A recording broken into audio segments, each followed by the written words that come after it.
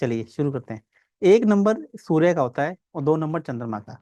मतलब जब भी किसी जातक ने, जब भी आप इसके बारे में बना रहे कि सोच रहा होगा कि मैं जात एक नंबर किसको दूं, दो नंबर किसको दूं, तीन नंबर किसको दूं, क्योंकि जो एस्ट्रोलॉजी है उसमें कहीं भी न्यूमरोलॉजी का लिखा नहीं गया है, क्योंकि जितने भी एस्ट्रोलॉजी लिखी गई है वो संस्कृत में लिखी गई है, और जबकि न्यूमरोलॉजी जो लिखी गई है वो इंग्लिश में लिखी गई है। लेकिन विद्वान तो था ना जिसने लिखी है, उसने कुछ तो कुछ सोचा होगा, उसने कुछ ना कुछ लॉजिक दिया होगा।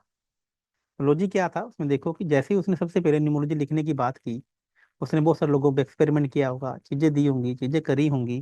तो उसने देखा कि जैसे ही सबसे पहले देखा तो दिन देखा, दिन सूर्य देखा कि सूर्य ना कभी झुकता है, सबकी सबकी रिस्पेक्ट भी करता है, अनुशासन सबसे ज्यादा उसके अंदर है, जो वह सोचता है वही करता है, कि उसने तो उगना ही उगना है, वो तो किसी की सुननी नहीं उसने। तो उसने सारे गुण जो सूर्य के थे उसने सूर्य ग्रह के देखे, और उसने एक नंबर को दे दिया और सूर्य ग्रह को पिता भी माना। फिर रात आई, रात में देखा चंद्रमा आ गया है, कभी आ रहा है कभी जा रहा है। तो ऐसे आदमी के मूड्स होते हैं, उसने मूड को स्विंग किया, इमोशन थे उसके अंदर, और वो फीमेल ग्रह भी था जैसा एस्ट्रोलॉजी में लिखा गया। तो उसने दो नंबर चंद्रमा को दे दिया। अब उसको लिखा कि चंद्रमा भी मिल गया, सूर्य भी मिल गया, तो ज्ञान के बिना चीजें अधूरी रहेंगी। तो जब तक ज्ञान नहीं मिलेगा तब तक चीजें कोई काम नहीं करेगा। तो उसके बाद जैसे ही बच्चा माता से मिला, पिता से मिला, तो तीसरा उसको ऐसे भी कह सकते हैं कि सिर्फ उसको किस चीज की जरूरत पड़ी, ज्ञान की, नॉलेज की, कि मैं दुनिया में क्यों आया, मुझे क्या करना चाहिए। तो ज्ञान किसने दिया, गुरु ग्रह ने दिया। जब उसने गुरु ग्रह से ज्ञान ले लिया, टीचिंग ले ली, सारा काम ले लिया, तब उसको क्या लगता है कि मुझे सिक्योरिटी चाहिए। अब सिक्योरिटी कौन सा ग्रह देता है, राहु ग्रह देता है। मुझे छल बल भी आना चाहिए, मेरे को ये इनके इन प्रक्रिया में भी काम निकालना आना चाहिए। तब ये तो उसको लगा कि ये सारे गुण किस में हैं, ये सारे गुण राहु ग्रह में हैं। तब जब सब कुछ आ गया तब उसको लगा कि लाइफ में बैलेंस होना चाहिए, अब जिंदगी आगे चलनी है, पैसा भी होना चाहिए, बैंक बैलेंस भी होना चाहिए। लाइफ में बैलेंस नहीं है तो आदमी को कुछ नहीं है। और एक ऐसा आदमी जो बड़ों के साथ बैठे बड़ा हो जाए, छोटों के साथ बैठे छोटा हो जाए, और अपनों के साथ बैठे तो अपनापन हो जाए। तो ये सारी खूबियां किस ग्रह में थी, 5 नंबर ग्रह में थी। मौत सब प्रमाण का सबसे छोटा ग्रह कौन सा है, बुध ग्रह है। बुध ग्रह एकमात्र ऐसा ग्रह है जो कहीं पे भी जाता है वो अपने आप को एडजस्ट कर लेता है। एक एग्जाम्पल से समझते हैं, मान लीजिए एक पानी का गिलास है ये, इस पानी के गिलास में मैंने इस गिलास को मिट्टी से भर दिया, तो क्या इसमें बड़े पत्थर डाल दूंगा, नहीं डलेंगे। लेकिन इसी गिलास को यदि मैं बड़े पत्थरों से डाल दूंगा और उसके ऊपर से रेतीली मिट्टी डाल लूंगा, बालू मिट्टी डाल लूंगा, तो क्या डल जाएगी, यस, डल जाएगी। परफेक्ट डल जाएगी। क्योंकि वो बुध ग्रह है, तो बुध ग्रह अपने आप को फ्लेक्सिबल है, उसको लाइफ को बैलेंस करना आता है, उसको एडजस्ट करना आता है। तो उसने अपने आप को बैंक बैलेंस, लाइफ एडजस्टमेंट, तार्किक चीजें, दुनियादारी सीखना चालू किया, तो उसने 5 नंबर बुध ग्रह को दिया।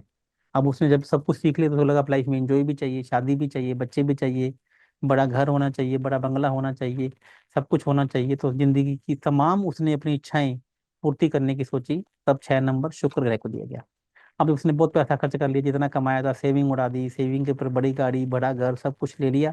तब उसे लगा यार कि अब तक तो कुछ कुछ मतलब कि ऐसा कुछ था ही नहीं, मतलब कि सब जितना कमाया सब गवा दिया। अब वो नेगोशिएशन करने आ गया। अब उसे जिंदगी की हकीकत पता चलने लगी।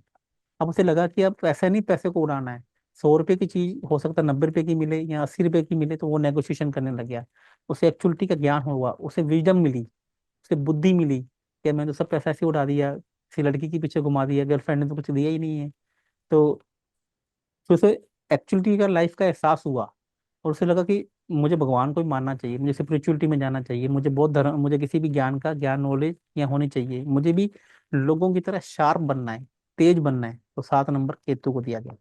अब बात आ गई 8 नंबर। 8 नंबर का मतलब शनि। शनि मतलब बुजुर्ग ग्रह। अब ये बुजुर्ग ग्रह वो ग्रह है जो सभी की केयर करता है। जो आपके जैसे मान लो घर में कोई बुजुर्ग रहे हैं, वो आपका नुकसान नहीं होने देता है, वो सबकी केयर कर रहा है, और सबकी वो सबको बोलते हैं कि आराम से चलो, तो जल्दी मत करो, कि मैंने लाइफ के सारे झटके खा लिए, मैंने सब लाइफ ली है। तो भैया एक्सपीरियंस बहुत बड़ी चीज होती है, इसलिए मेरे अकॉर्डिंग चलो, मेरी बात मानो। वो उसको बच्चे पसंद नहीं है, उसको ज्यादा मजाक करना पसंद नहीं है, वो अब सीरियस रहना चाहता है। वो कहता है लाइफ में सब कुछ मजाक नहीं होता है, मैंने बहुत करके देख लिए। तो बुजुर्ग लोग ऐसी बातें करते हैं कि नहीं करते हैं। जी सर। हाँ, उसे कहते हैं कि मेहनत करो, अपने हाथ से करो, ईमानदारी से काम करो। तो उसे पता है उसने मतलब सब कुछ करके देख लिया लाइफ में, चोरी भी करके देख ली, चकारी भी करके देख ली, ईमानदार से काम भी करके देख लिया। अब उसको समझ में आ गई है कि जो काम है ऐसे करो, तभी वो ज्ञान दे रहा है। चीजें को करने के दे रहा है कि आराम से करो। अब यहाँ तक तो सब कुछ समझ में आ गया, तो मंगल को 9 नंबर क्यों दिया गया? मंगल एक्सट्रीम बुजुर्ग है, जो बुजुर्ग से भी लास्ट का बुजुर्ग है, वो क्या है? ये तो सर आदि दीजिए। आज समझो, मैं बताता हूँ, आज आपको बहुत कुछ पता लगेगा। वो एक्सट्रीम बुजुर्ग है, वो अनप्रडिक्टिव है, उसको पता ही नहीं कि मैं क्या कर दूंगा।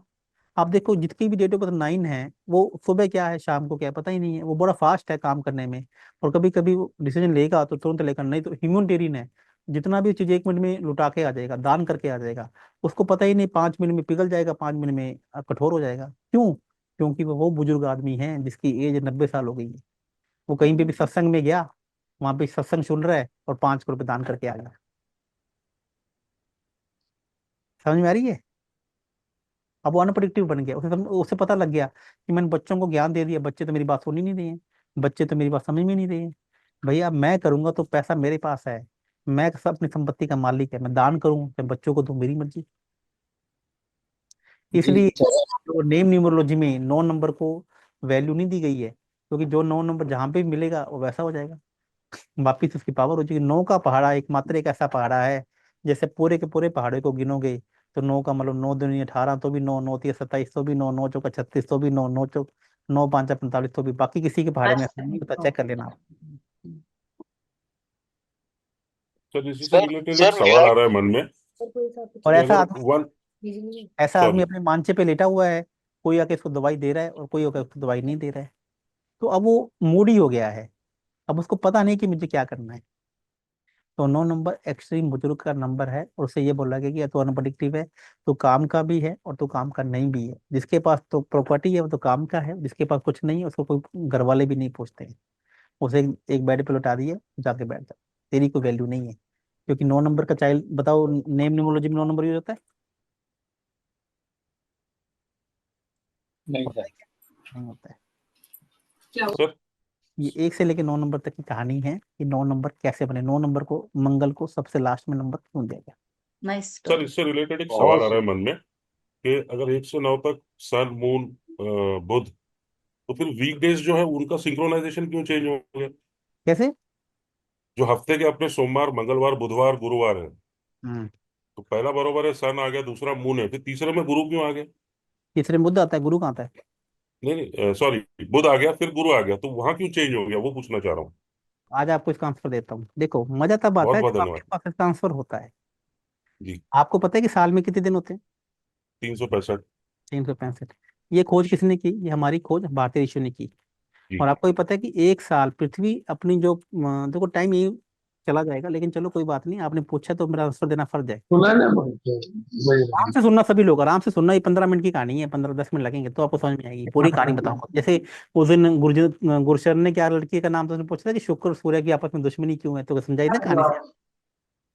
आज सुनिए कि सूर्य के बाद मंगल ही क्यों आया, सूर्य के बाद चंद्रमा ही क्यों आया, चंद्रमा का बुध क्यों आया, गुरु क्यों आया, और क्यों राहु केतु को वार नहीं दिए गए। आज आपको पूरी कहानी बताता हूँ। जी। जी सर। ठीक है, लेकिन आराम से सुनना, बीच में कोई बोलेगा नहीं। नहीं नहीं सर, बिल्कुल नहीं बोलो। ठीक है? हुआ क्या कि अपने जो कैलेंडर बनाना ये भारतीय ऋषियों ने बनाया है। जो गैरगोरियन कैलेंडर आप पढ़ते हो ना, आज इंग्लिश कैलेंडर पढ़ते हो, कि हूबहू नकल है भारतीय पंचांग की। हम भारतीयों ने ये बताया कि एक दिन में 24 घंटे होते हैं। कैसे होते हैं 24 घंटे? क्योंकि जो घंटा, जो आवर, जो शब्द है, ये होरा से लिया गया है। भारतीय ऋषियों ने बताया था कि एक दिन में 24 होरा होती है, और हर एक 1 घंटे के बाद होरा चेंज होती है। लेकिन उस टाइम घंटा वर्ड तो नहीं था ना। जो घंटा मिनट सेकंड किसने निकाले हैं? ये अंग्रेजों ने दिए हैं, हमने नहीं दिए। हमने क्या बोला था, हमारे भारतीय ऋषियों ने ये बोला था कि एक दिन में कितनी होरा होती है? चॉइस। 24। तो 24 घंटे, 24 घंटे दिए अंग्रेजों ने। हम्म। क्यों नहीं 25 दिए, क्यों नहीं 26 दिए? क्योंकि हमने बोला था कि एक दिन में 24 होरा होती हैं। लेकिन भारतीय ऋषियों के अनुसार जो दिन दिन के बाद तिथि निकलती है, सूर्य उगता है तो तिथि मिलती है, दिन छिपता है तो सूर्य तिथि खत्म हो जाती है, और ऐसी वार होते थे तब दिन शुरू होने पे। तो अंग्रेजों ने इसको थोड़ा मोल्ड कर दिया। इसके बारे में बाद में बात करूंगा कि ये क्यों बना। आज की बात इतनी सी कि एक बंदे ने पूछा कि सूर्य के बाद चंद्रमा, चंद्रमा पर मंगल क्यों आता है, बुध क्यों नहीं आता। तो आप इसको कीजिए कि जो सबसे, अभी एस्ट्रोलॉजी का पार्ट है, धीरे समझ में आएगी। तो 9 ग्रह थे, 9 ग्रहों में से 2 ग्रहों को निकाल दिया गया, राहु केतु को। तो 9 राहु केतु को राशियां दी गई ना, राहु केतु को वार दिए गए, क्योंकि राहु केतु माना कि इनका पृथ्वी पर रहने वाले ग्रहों पर लोगों पे असर तो पड़ता है, लेकिन फिजिकल रूप से ये मौजूद नहीं है।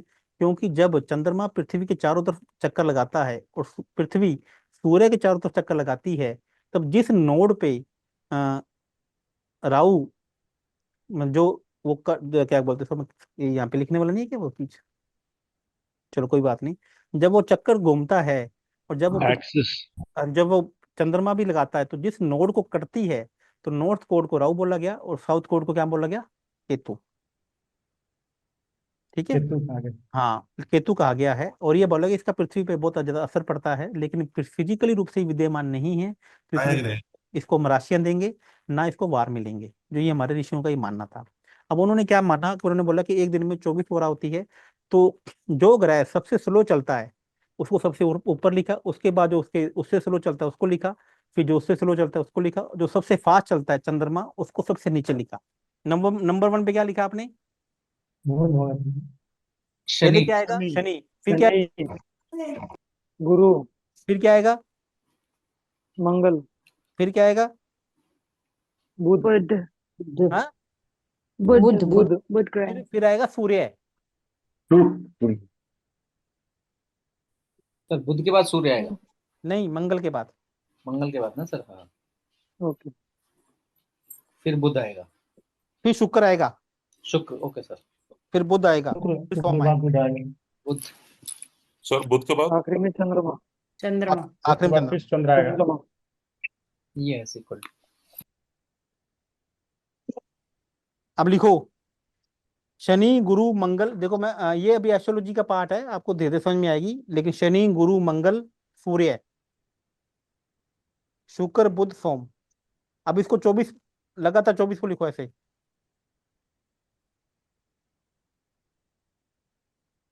शनि गुरु मंगल रवि शुक्र बुध सोम। फिर लिखो शनि गुरु मंगल रवि शुक्र बुध सोम, लिखो। 25 में फिर सूर्य आएगा सर। आ गया ना सूर्य?